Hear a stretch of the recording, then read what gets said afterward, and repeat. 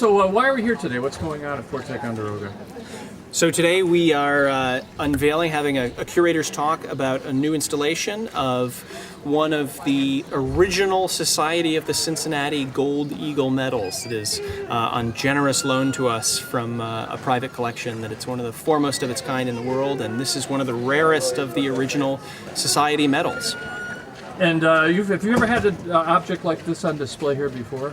Not quite like this, no. There are not many of these out there. Of the original ones that announced these medals for the Society of Cincinnati, this particular type, there were 140 made, and there's as few as 2 that are known to survive to this day.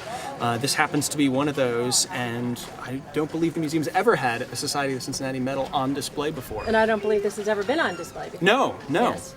And we're talking about this before. This is owned by a person in New Jersey who has generously loaned it to you. How long will it be on display here? It will be on display through the end of October in our Mars Education exhibition space. And do you have any other upcoming events in the season now beside this particular exhibit? Do you have anything special going on? Absolutely. Well, every day is an event at Fort Ticonderoga. We have more than 14 tours a day, from boat tours to Mount Defiance experience areas, programs in our exhibition spaces and historic trades. So there's something for everybody every day. In addition,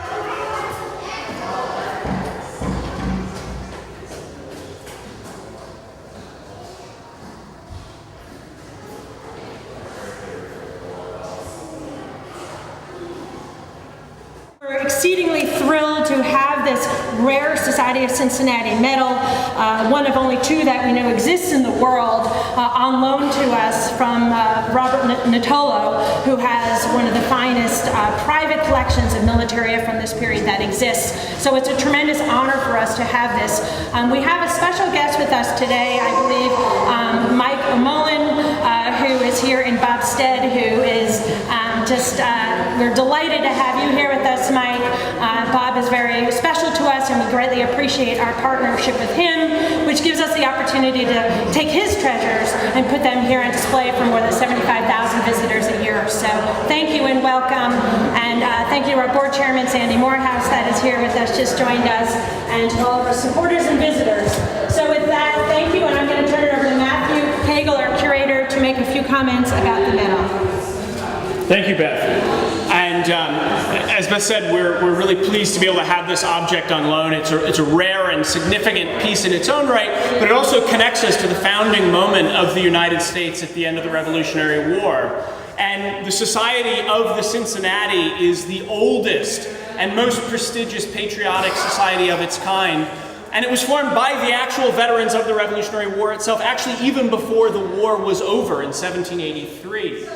And one of the leaders of this movement was, in fact, Henry Knox, who, of course, is near and dear to our hearts here at Ticonderoga and to the broader history of this place in relationship to the Revolution. And Knox had actually thought about, even since the early days of the war, as early as 1776 it appears, about a way that he and other officers of the Continental Army could commemorate their service to this cause of liberty and independence. And ultimately that came to fruition at the end of the war through this society, which you may be wondering, if you don't know much about it, why it's called the Society of the Cincinnati. Why name this prestigious veterans organization after a city in Ohio? Well, it didn't quite happen that way around. In fact, it is a reference back to ancient Rome. Lucius Cincinnatus was a Roman general who had retired, but when Rome came under threat, was given by the state the powers of a dictator, the almost unlimited power in civil and military affairs. And he used that power ultimately to mobilize the Roman army and defeat the enemies of Rome, and famously then to give up that power once the war was over and go back to his plow and to his farm. And this became a powerful model of virtue, especially for American soldiers who found themselves in this situation of going back to their lives as Congress decided that a standing army would not be part of the new American state. And so all these soldiers were giving up this military profession, which many of them had served as many as 8 years in during the Revolution to achieve that independence. And they created this society to hearken back to that virtuous model, but also as a way to preserve the bonds that had been fostered between them during the conflict, and a way that they could support each other as they went back into their civilian lives.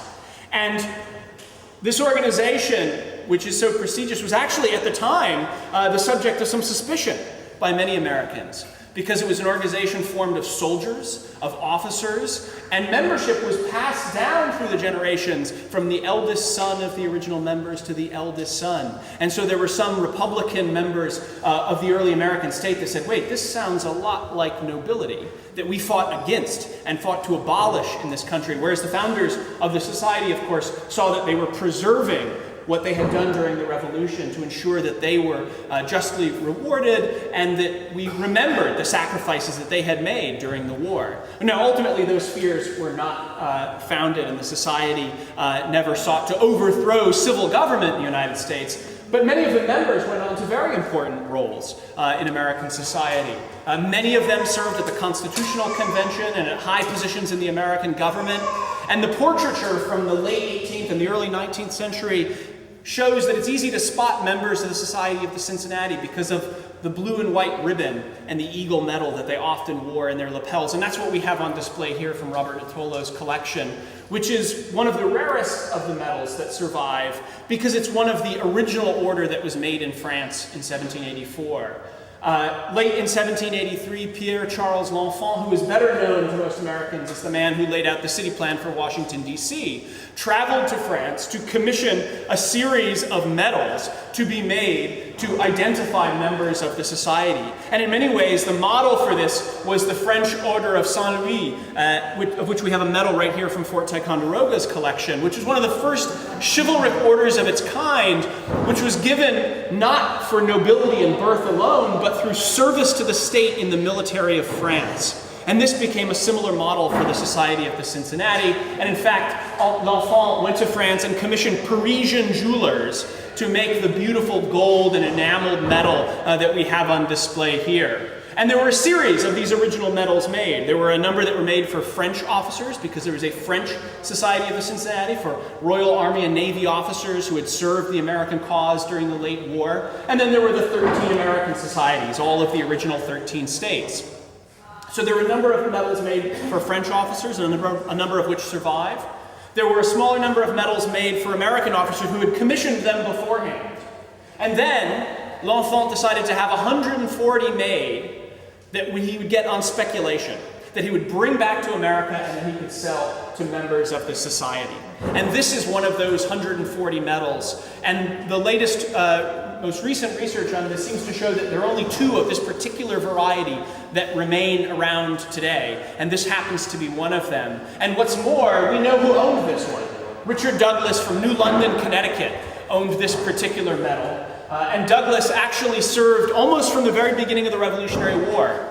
Connecticut, being close to Massachusetts, received word late in the day of April 19th, 1775, of the battles that had been fought at Lexington and Concord. And within the following days, hundreds of Connecticut men marched north to join the army that was forming outside of Boston. And Douglas was one of them, serving 30 days from late April of 1775 as a private soldier. And in the following year, 1776, when the British redoubled their attack on New York, he was commissioned as an ensign, the lowest rank of an officer, in Colonel Selden's Connecticut State Regiment, and fought in the battle for New York, including the British landing at Kips Bay on the east side of Manhattan that drove the American forces up the island and ultimately off of Manhattan entirely. And by 1771, he received a commission in one of the new Continental regiments, Colonel Huntington's 1st Connecticut Regiment, with which he would serve virtually for the remainder of the war, seeing action ultimately with that regiment at the battles of Germantown, the winter at Valley Forge, the Battle of Monmouth. As the Connecticut line was reorganized in 1781, he went on to command the elite light infantry company of what was then the 5th Connecticut Regiment, which means that he joined the Marquis de Lafayette in his operations in Virginia that year, kind of chasing and being chased in turn by the British across the state, but ultimately engaging Cornwallis's army at the Battle of Green Spring near Jamestown, and was present, of course, at the Siege of Yorktown, where his light infantrymen, along with the light infantry from other units, stormed Redoubt No. 10 under the command of Alexander Hamilton, which tightened the noose around the British positions, and he was able to witness the final surrender of Cornwallis's army before joining Washington's forces back in the Hudson Valley later that year. But he continued to serve throughout the war, actually until November of 1783. And serving until 1783 put him in the position at the final cantonment of the Continental Army to be one of the original members of the Society of the Cincinnati, there at the very beginning, as Henry Knox was elected the Secretary General of the Society, and Washington begrudgingly was asked to take on the presidency of the organization. So his connection and his service is in many ways atypical of American soldiers in the Revolutionary War, who often served for brief periods or more lengthy ones, but intermittently during the long 8 years of the Revolutionary War. Douglas, like many of the original officers of the Society of the Cincinnati, served virtually the entirety of the conflict, almost from the beginning to the end, and had truly, in many ways, sacrificed their own opportunities, their own business, their own employment during the war. And one of the reasons they created and formed the society was a way of preserving the status they felt they had gained as officers during the war. Because, of course, in any other country in the world at this time, if you were an officer, you were a nobleman.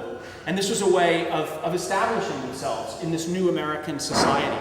And he was evidently proud of this. His ancestors perpetuated this by continuing to be members of the Society of Cincinnati well into the 19th century.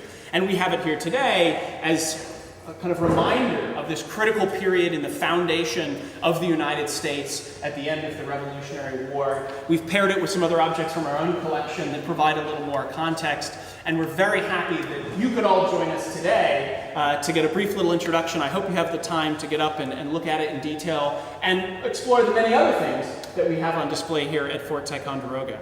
So thank you very much. I am happy to take any questions you may have after this. Thank you, Matthew.